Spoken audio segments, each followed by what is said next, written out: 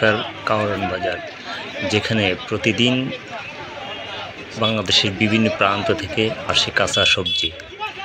সেই কাঁচা সবজি এখানে একদম ট্রাক থেকে বিক্রি হয়। এখানে বিভিন্ন ধরনের ব্যবসায়ীরা সেই ট্রাক থেকেই ফুলকপির দাম করতে থাকে, যে এটা 50 টাকা পিস অথবা 40 টাকা পিস অথবা 60 টাকা পিস।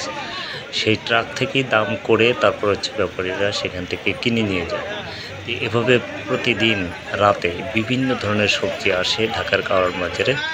এখানে দেখা যাচ্ছে যে রাতে যেন একটা মিলন, এখানে মেলার মতো তৈরি হয়। যে জায়গাটা হচ্ছে শুধু কাঁচা সবজি না, বিভিন্ন ধরনের মাছ, অন্যান্য পণ্য এখানে আসে ট্রাকে।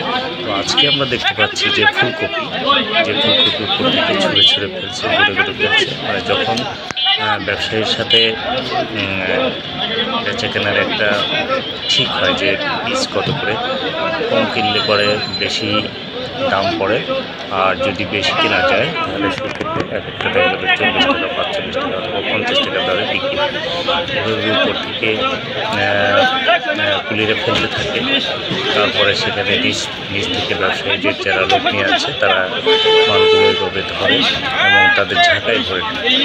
এই ঝাঁকায় ভরে তারপর হচ্ছে তারা সেই মালগুলো সেই আড়তে নিয়ে যায়, ব্যবসায়ীদের আড়তে নিয়ে যায়। সেই আড়ত থেকে মালগুলো তারপরে ধীরে ধীরে বিভিন্ন কাঁচা ব্যবসায়ীরা কিনে থাকে। এভাবে ঝাঁকায় ভরে যাচ্ছে ব্যবসায়ীরা তাদের আড়তে। প্রতিদিনই আমরা রাত হলেই এভাবে দেখতে পাই।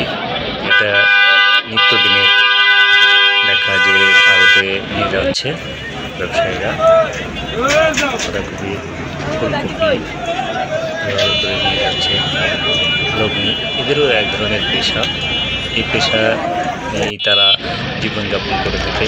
প্রতিদিন রাত হলেই এ ধরনের লগ্নিকারী যারা ঝাঁকা নিয়ে বসে থাকে, কোন ব্যবসায়ী তাদেরকে ডাকবে, কখন ডাকবে। রাতই যেন কাওরান বাজারের রাত যেন তাদের শ্রমের জায়গা, তাদের বিশ্বস্ততার জায়গা, ভরসার জায়গা।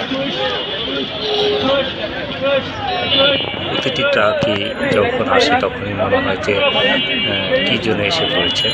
তো প্রত্যন্ত অঞ্চল থেকে যখন ট্রাকগুলো আসে তখন সাধারণ ব্যবসায়ীরা চারপাশে ঘিরে ধরে কত করে দেবে। সেই সময় বাঁধাকপির সাইজ বা ধরন বা সতেজতা দেখে তারপরে হচ্ছে বাঁধাকপির দাম নির্ধারণ হয়। মনে হয় যে এখানে এক ধরনের ডাকের মতো, যে 35 টাকা, 40 টাকা বা 45 টাকা বা 50 টাকা, 60 টাকা, কোনো ফুলকপি 70 টাকা পর্যন্ত আছে। সেই কপির ধরন অনুযায়ী দাম ওঠানামা করে থাকে। আমরা এখানেই আজকে শেষ করছি।